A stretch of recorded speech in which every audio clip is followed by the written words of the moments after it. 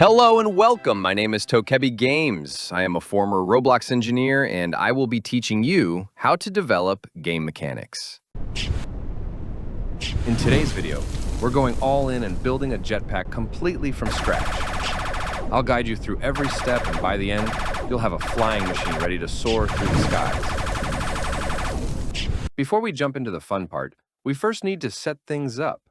Download a jetpack model and place it in a folder called Accessories Inside Server Storage. Add an attachment named Connector and a rigid constraint. The connector will act as the attachment point for the player, and the rigid constraint will keep it bonded. Finally, make sure your model has a body velocity, which we'll use later for the jetpack mechanics. The last thing we need to do before jumping into scripting is create a remote function. Make a remote functions folder inside replicated storage, add a new remote function in it, and name it Jetpack function.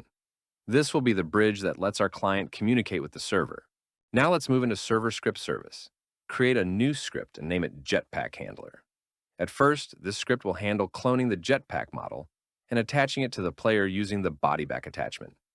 Every Roblox character already comes with this attachment built in, so it's the perfect spot to connect our jetpack. Let's run the game and see what happens. And as you can see, when I run the game, my character now spawns with the jetpack already attached to their back. The bodyback attachment makes sure it's positioned correctly, just like a real backpack. Next, let's move into Starter Guy to build the interface for our jetpack. We'll add a button with an image. It should look just like the one you see on screen. Alongside the button, we'll create a local script. For now, this script will simply cycle between two images when the jetpack is turned on and off, and it will also send a notification to the server so we can handle the mechanics later. Now, let's head back to the server side and open up our jetpack handler script. We'll start by importing our remote function and then add a new block of code that listens for invocations from the client. When the player toggles the jetpack, this script will switch the jetpack's light to green when it's on and red when it's off. Let's run the game and see it in action. And as you can see, when I click the button, the light on the jetpack updates to show its status, glowing green when it's on and switching back to red when it's off. Now let's add a small improvement. Instead of only clicking the button, we'll also let the player activate the jetpack using the Shift key. To do this, we'll use the user input service on the client side, and then send the signal through our remote function. Don't forget to update the server script as well so it can handle this new input properly. All right, continuing inside the jetpack handler script. Now that we can receive key inputs, let's add our first condition to actually make the jetpack work. If the player presses the space key while the jetpack is on, we'll grab the body velocity from our jetpack model and apply a force in the Y direction. This upward velocity will lift the character into the air, simulating the jetpack taking off. Next, we'll add the corresponding condition in our client's script to detect when the space key is pressed and send the signal to the server. Once that's in place, we can run the game and test the jetpack to see it lift the character into the air. Now, when I turn on the jetpack and press the space key, you can see my character start rising into the air. The jetpack is fully lifting them as expected. We need to make a small modification to our previous code.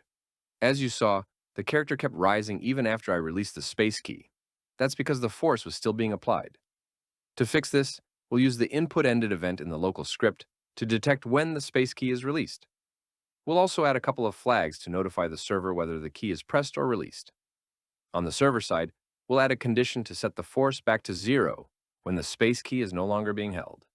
This will stop the character from rising indefinitely. And as you can see in this clip, my character stops rising as soon as I release the space key. The jetpack now responds correctly, starting and stopping exactly when I press and release the key. However, when I turn it off, the character remains airborne. To fully fix this, we'll add 2 lines of code to our jetpack handler on the server side.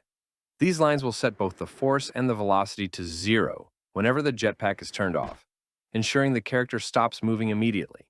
Now let's add all the jetpack effects directly into the jetpack handler on the server side. This will bring the jetpack to life with visuals and feedback. Let's run the game and see it in action. Adding these effects really brings the jetpack to life. It feels much more dynamic and immersive, making the flight experience way more exciting. So far, our jetpack can only go up, but we want it to descend too. Let's add a condition in the server script so that when the C key is pressed, the jetpack moves downward. We've also refactored the code a bit, moving the ascension and descension logic into a function called fly height. Here's a snippet for reference.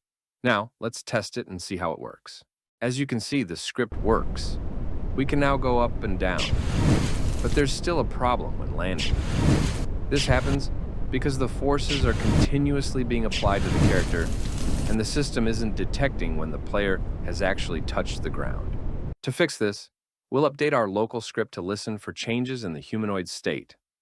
When the state switches from freefall to landed, we'll send a call to the server with a stop flag. This way, the server knows the player has touched the ground and can reset the jetpack forces correctly.